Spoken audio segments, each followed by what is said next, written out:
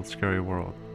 Tonight, I thought we'd do something a little different and just look at some old photos from some insane asylums in North America in the 1800s and the early 1900s.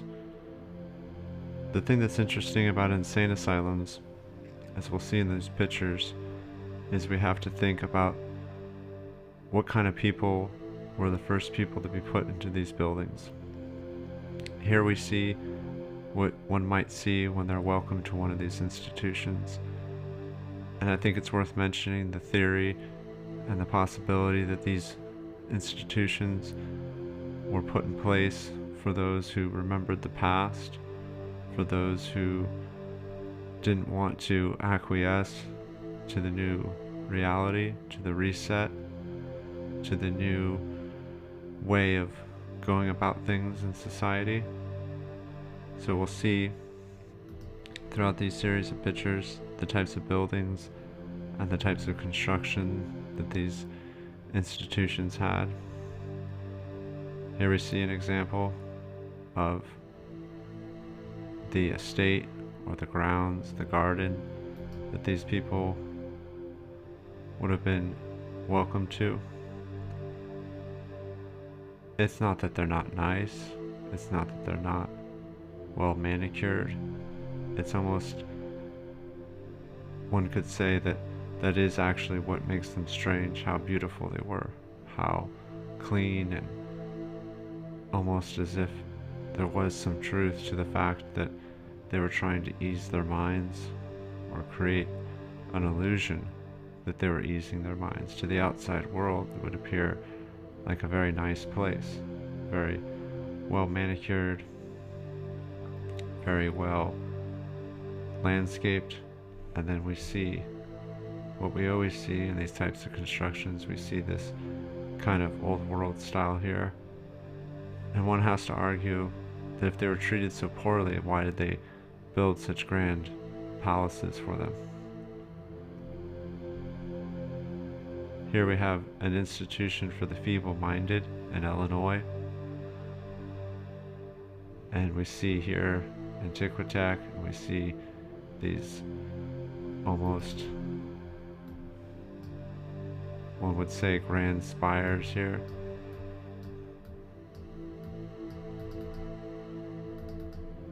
And it's just a very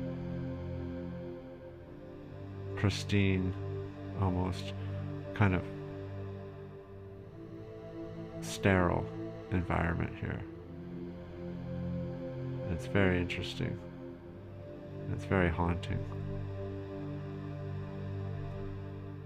Here we see a few reasons one might be admitted to one of these places here. Now, I'm not going to read every single one. Obviously you can pause it and read it yourself, but there are a few choice ones that are interesting. Kicked in the head by a horse, ill treatment by husband, imaginary female trouble, hysteria, a mortal life, imprisonment, jealousy and religion, laziness, marriage of son,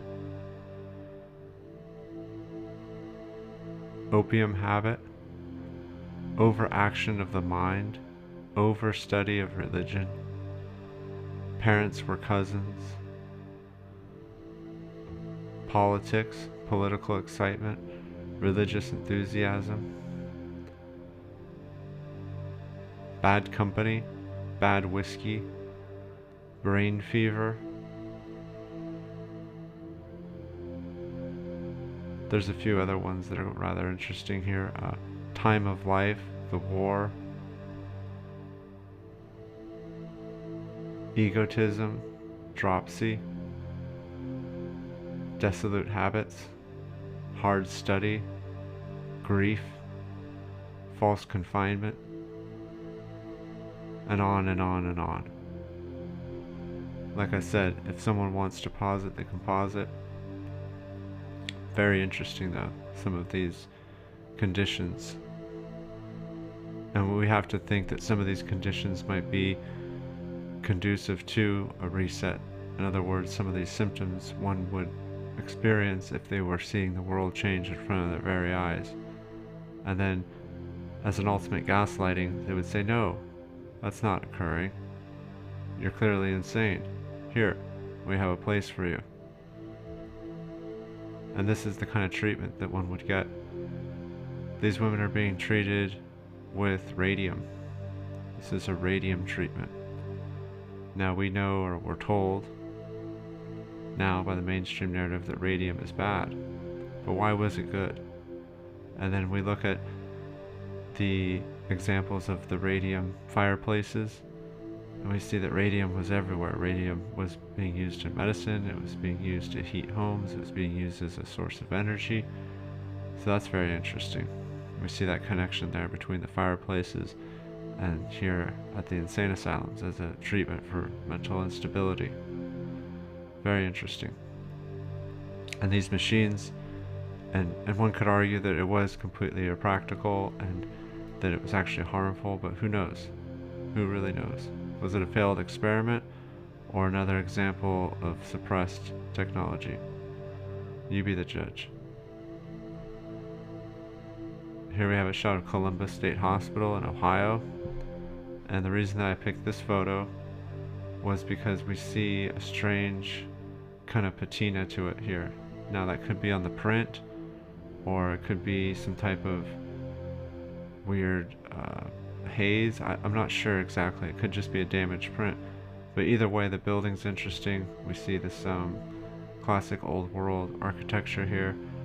And once again, we have to ask ourselves, why were they building these institutions, these insane asylums? Why were they building them in such a grand fashion? If these people were considered dregs of society, if these people were considered second-class citizens, why would they give them such a nice place? Was it to create an illusion to the outside world, or was it because these buildings were repurposed, that they already existed for something else and they were repurposed to house the people who couldn't cope with the reset, or who didn't want to go along with the new program, or people who had to be kept away from society because they had, as you saw there in the list, an overactive imagination or an overactive brain. Very interesting. Very interesting that they would pick this style of architecture to house the insane and the mentally unstable. Here we see some patients out on the balcony enjoying the day, and we see here these kind of figures here looking very sinister.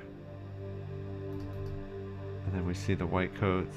Those could be patients, they could be nurses, they could be doctors. It's a kind of a low quality image, obviously, but surprisingly, photographs of, or I should say unsurprisingly, photographs of that period in that field are rather difficult to find.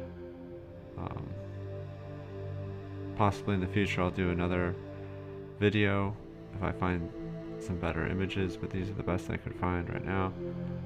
And I kind of wanted to choose ones that didn't seem too doctored, that didn't seem like they were the ones that would be put out for the general public consumption.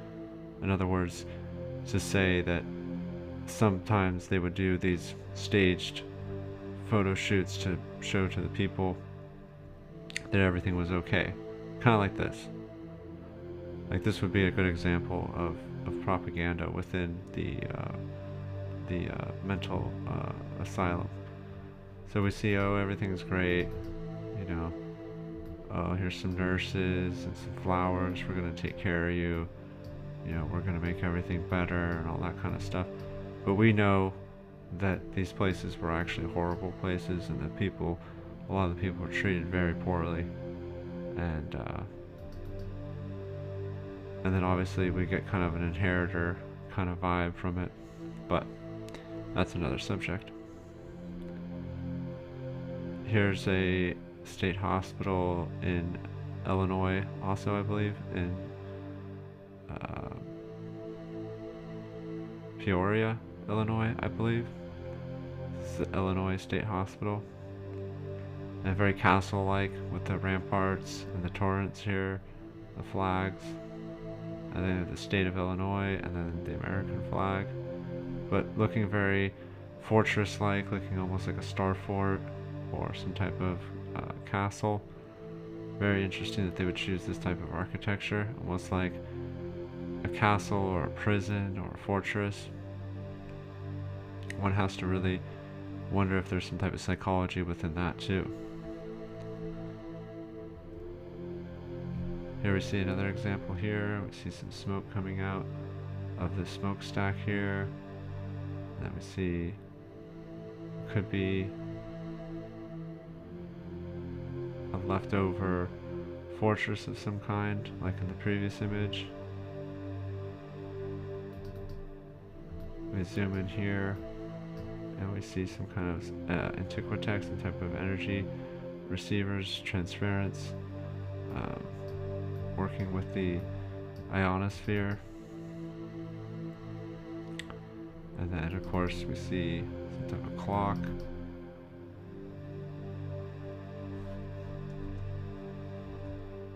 And then here we have a view of the interior, and once again with the interior we see the same as the exterior.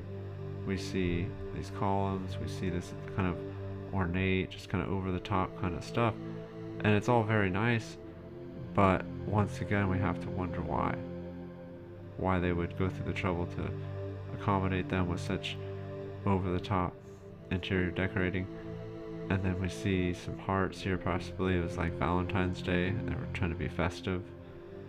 But regardless, very interesting. Tartaria, old world aside, it's still a very interesting subject and interesting time period. Here we have another example here, and it's just, they don't build things like this anymore, not because they don't want to, but because I don't think that the labor and the materials are cheap enough anymore. Because that's a valid argument too, as to why things were built like this, is that labor was cheap and materials were cheap and all that kind of stuff. And that's why we see the problem now with cheap materials and shoddy labor. It's too expensive and it's too hard to find good labor. I can go along with that. I mean, we can't really argue that, especially within the present time. So that's something to consider. Here's a more modern photo, but I included it because of the color. We can see all the red bricks here. This is obviously an abandoned asylum.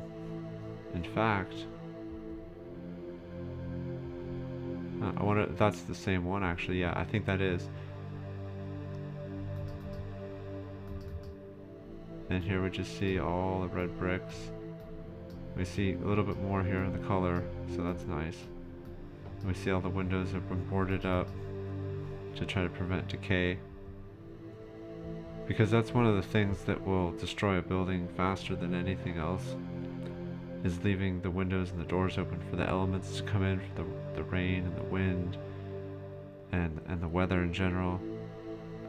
That'll rip a building apart, at least the interior, the wood and the paint and everything. So obviously they have some plans maybe to try to save it at some point. When they do that, you know, they don't just knock it down, which is interesting too. I've been to a few abandoned mental asylums here on the West Coast, and they are very interesting places to explore. Here's a modern photo, or at least semi-modern, but I included it because it's a good photograph and it shows the architecture. Here we have this strange kind of design where it's almost like top heavy. You know, we have these things protruding here. This part down here in the lower levels is, you know, it's interesting, but it's not that strange. But what's strange is this top part here. It's very evil looking, very medieval, very sinister. And you have to think, if this is supposed to be for the betterment of one's mental health, why would they choose something that looks so, you know, so spooky at night? You know, very menacing, very foreboding.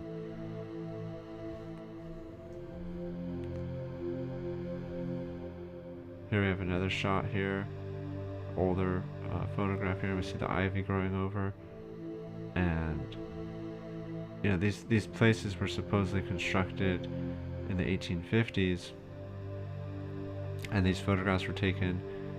I believe this photo was taken in the 1890s or something like that. So roughly 40 years, and they just really don't match some of the other buildings that were being built at the time. It's a much older style, much more complex, much more labor and cost intensive. So once again, just very, very interesting. And then of course, if we're going to be on the subject of the old world and insane asylums, we couldn't not mention the Utah State Hospital in Provo, Utah. It's one that's been talked about before. It's very interesting, the history of its construction. For a town of less than 500 people, they built this huge insane asylum here at the foot of these mountains here. And you know, we got the horse and buggy, of course. You know, we got the inheritor type looking people, and then this is supposed to be the entire, you know, nursing staff is like what, like 4 nurses, a bunch of guys here, may or may not be doctors. Okay, so we got 3 more, so we got 7. And when you see some of the other pictures of this place, you'll understand why that's ridiculous, because it's huge. It's a huge building, and it was constructed supposedly within 3 years, something like that. So that's very interesting.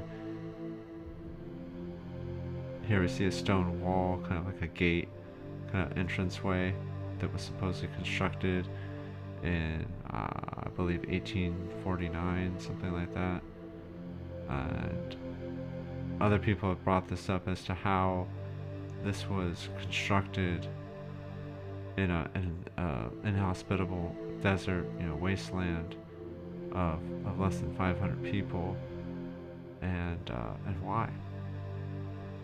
Why out in the middle of nowhere? It was very far away from Salt Lake at the time. Just put out in the middle of nowhere. Here we see another shot here, and this was supposedly some type of courtyard that they built for the patients, but it looks very old world. You know, just massive construction here. And also keep in mind that this was out in the middle of nowhere in the high plains of Utah. So that's, you know, it just makes you wonder. And that's why I do these videos, it's just to get people's imagination and their brains working in a certain way to think a little bit differently. And even if it doesn't lead to anything, it's still fun to wonder what was going on exactly and how everything played out for the people, the patients. You know, some of them must have experienced extreme agony. Others were just simply imprisoned, I think, for the way that they thought and the way that they viewed the world. Just like today, we see a lot of demonization. So here's another example of what I'm talking about, a wider shot here. We just see the size of this place. And like I said, this was supposedly constructed within 2 or 3 years out here in the middle of the high desert. And today's video is a little shorter. Let me know in the comments if you like the subject of insane asylums and psychiatry in America. And maybe I'll do another one. I'll do a part 2. We'll talk about it, go in depth a little bit more. I just wanted to kind of talk about it for a little bit. Not a super long video. And as always, thank you for watching. Goodbye.